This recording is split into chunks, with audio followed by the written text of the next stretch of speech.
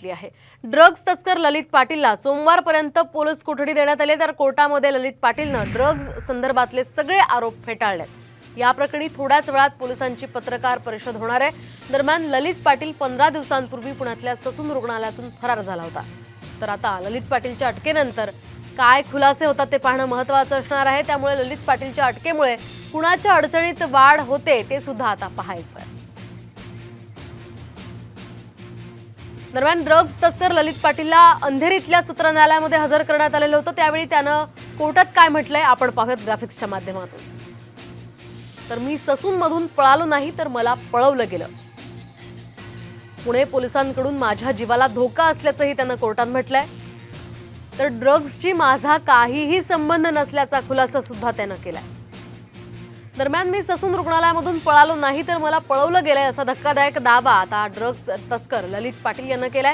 इतकंच नाही तर मला पत्रकारांशी बोलायचंय, मी सगळ्यांची नावं सांगेन असंही ललित पाटीलनं म्हटलंय।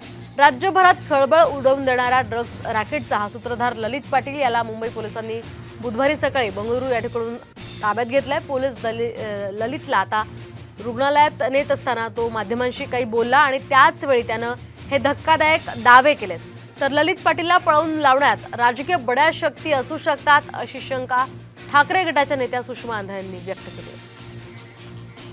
त्याने जो धक्कादायक खुलासा केला की तो पळून गेला नव्हता, त्याला पळवून लावलं होतं, याने आता वेगळेच प्रश्न समोर येत आहेत।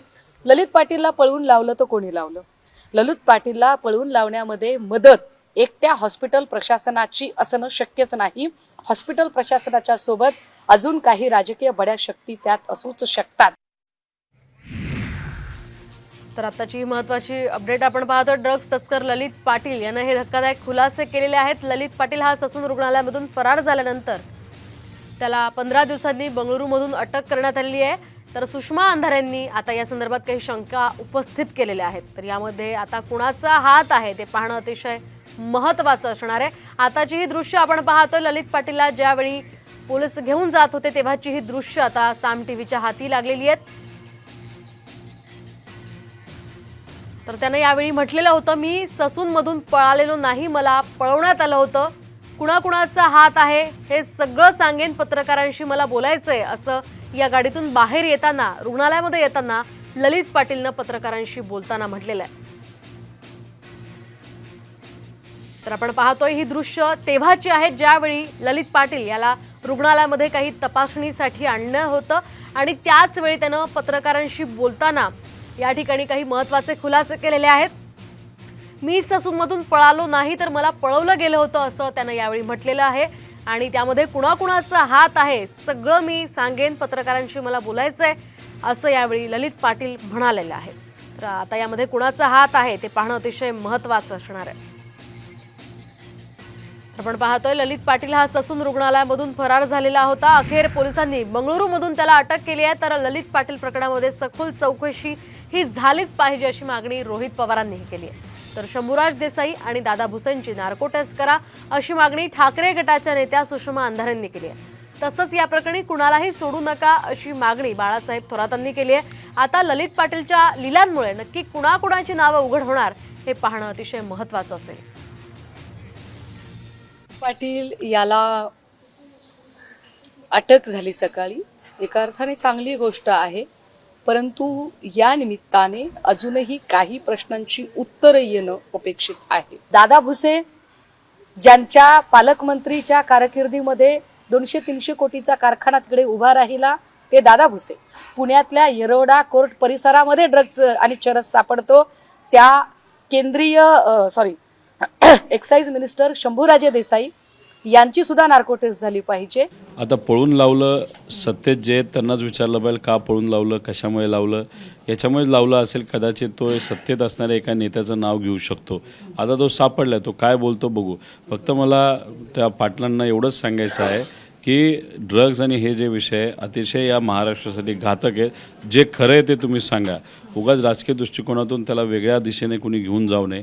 ज्याची नावं असतील त्यांनी सांगितलं त्याची शहानिशा होणं अतिशय महत्त्वाचं आहे। तेव्हा मी काय कोणावर एकदम आरोप करणार नाही, परंतु ज्यावेळेस आता ललित पाटीलच हातात आलेला आहे तर तो शोध निश्चित केला पाहिजे। कोण असतील पाठीशी, काय असेल याचा विचार न करता हे संपूर्ण रॅकेट उद्ध्वस्त केलं पाहिजे आणि जे जे दोषी असतील त्यांना कठोर शिक्षा झाली पाहिजे.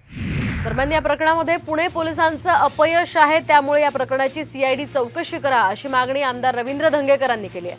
पुणे पोलिसांनी 10 पथकं तयार करूनही त्याला पकडलं नाही अशी टीका करत रवींद्र धंगेकरांनी पुणे पोलिसांना लक्ष्य केलं. पोलीस खात्यातले अनेक अधिकारी त्याच्याबरोबर संगतमताने हा व्यवसाय करतात असं सिद्ध होतंय आणि हा संपूर्ण तपास हा CIDकडे पाठवून सगळ्यांवर जबाबदारी धरून सगळ्यांचा तपास केला पाहिजे. पोलिसांचा केला पाहिजे, डॉक्टरांचा केला पाहिजे, तुरुंग जेल अधिकाऱ्यांचा केला पाहिजे. तर आपण पाहतोय या ठिकाणी विरोधकांकडून आता सरकारवर टीका सुरू आहे. आमदार रवींद्र धंगेकरांनी या ठिकाणी सीआयडी चौकशीची मागणी केलेली, त्यांनी पोलिसांना लक्ष्य केलंय. तर ललित पाटील हा ससून रुग्णालयामधून फरार झाल्यानंतर त्याला 15 दिवसांनी बंगळुरूमधून अटक करण्यात आली. त्याचा ससून ते बंगळुरू हा इथपर्यंतचा प्रवास नेमका कसा होता आपण पाहूयात ग्राफिक्सच्या माध्यमातून. तर सुरुवातीला तो ससून रुग्णालयामध्ये दाखल होता उपचारासाठी पुण्यामधल्या, त्यानंतर तो नाशिकला पळाला, त्यानंतर नाशिकवरून तो इंदोरला गेला, त्यानंतर मध्य प्रदेशातून गुजरातच्या सुरतमध्ये गेला, त्यानंतर पुन्हा तो महाराष्ट्रामध्ये नाशिकमध्ये आला आणि त्यानंतर नाशिक धुळे मार्गे तो संभाजीनगरला पोहोचला आणि त्यानंतर तो थेट कर्नाटकातल्या बंगळुरू या ठिकाणी गेला आणि तिथून आता पोलिसांनी